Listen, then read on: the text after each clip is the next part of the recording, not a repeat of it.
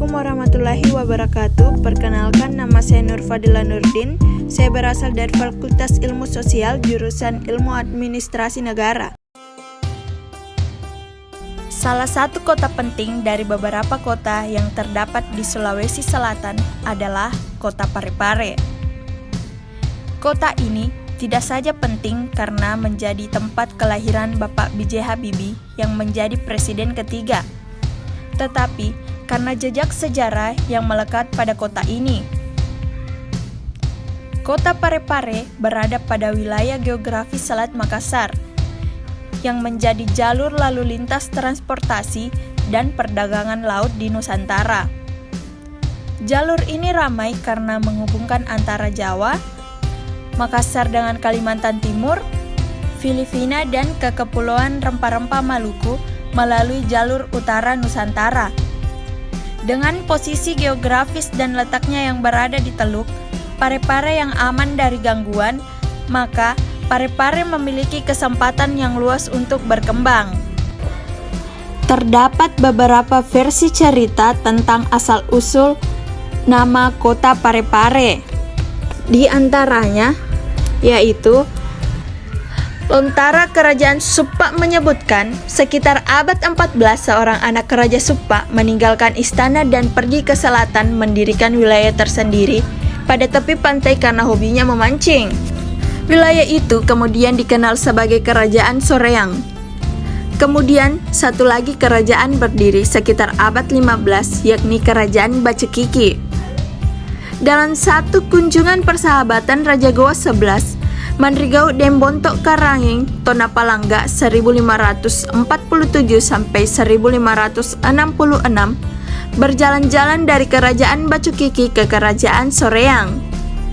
Sebagai seorang raja yang dikenal sebagai ahli strategis dan pelopor pembangunan, Kerajaan Goa tertarik dengan pemandangan yang indah dan hamparan ini dan spontan menyebut, "Bajikini Pare," artinya baik dibuat pelabuhan kawasan ini.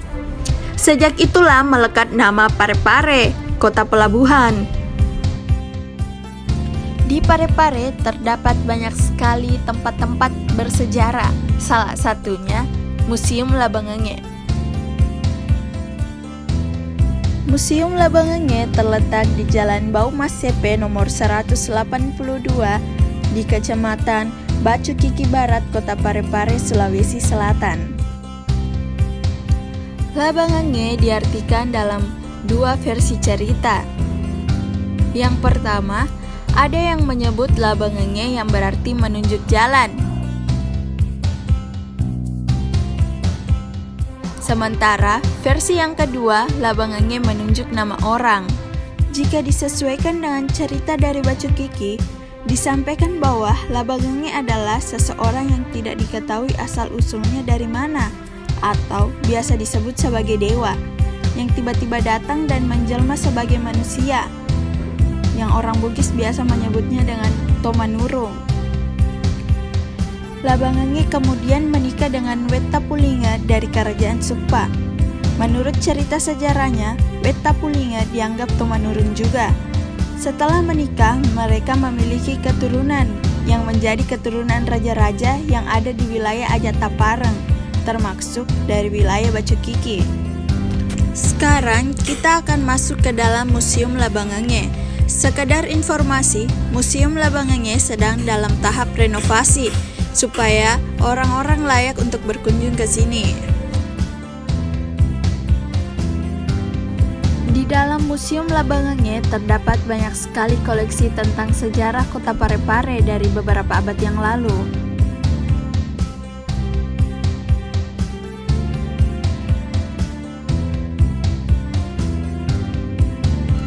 Ada beberapa barang dagang yang berhasil dikumpulkan di Museum Labangenge.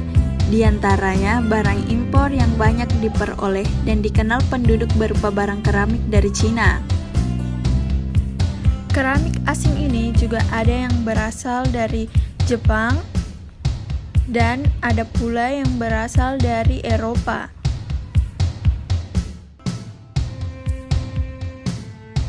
Numismatik atau mata uang. Di sini terdapat banyak sekali jenis-jenis mata uang yang ada pada zaman dahulu. Di sini juga ada uang koin yang digunakan oleh orang-orang pada zaman dahulu. Selanjutnya adalah pakaian tradisional Bugis yang berasal dari baju kiki.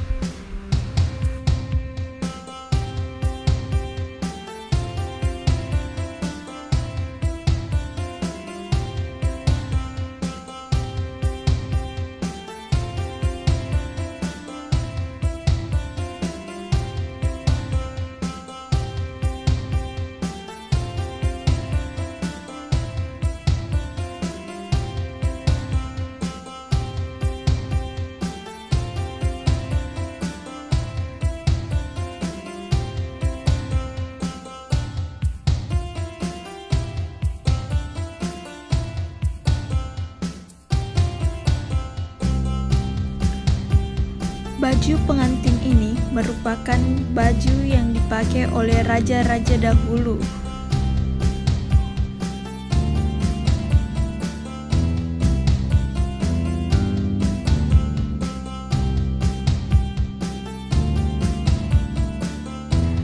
Dikarenakan pada zaman dahulu belum ada yang dinamakan mesin atau alat canggih lainnya, sehingga Al-Quran ini ditulis tangan oleh orang-orang dahulu.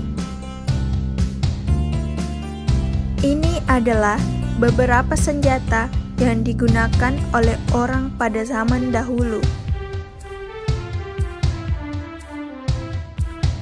Ini adalah beberapa koleksi buku yang ada di museum ini.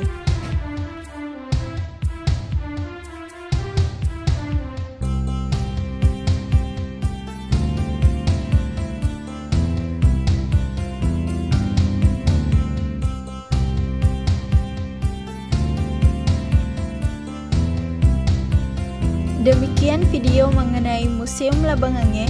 Semoga kalian semua bisa mengetahui tentang museum yang ada di Kota Parepare. Yang mana di Kota Parepare sendiri masih jarang orang yang mengetahui mengenai museum ini. Karena memang pemerintah masih melakukan cara agar museum ini dapat difungsikan dengan baik dan di mana orang-orang bisa melihat museum ini. Semoga video ini dapat bermanfaat dan menambah wawasan kalian mengenai sejarah atau cagar budaya yang terdapat di Sulawesi Selatan. Sekian dari saya. Wassalamualaikum warahmatullahi wabarakatuh.